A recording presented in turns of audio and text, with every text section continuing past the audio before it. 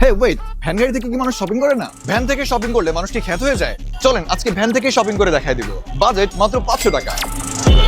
ভাই দাম কত? 400। আই থিঙ্ক এটা আমাকে ভালো মানাবে, রাইট? পারফেক্ট আছে।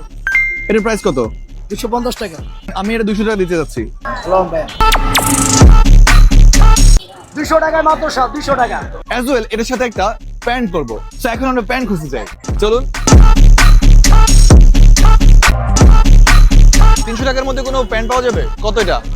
300 টাকা দিয়ে আমি এই প্যান্টটা চয়েস করে নিলাম। ভাই প্যাক করে দেন। Thank you. Done. So guys, let's check it out.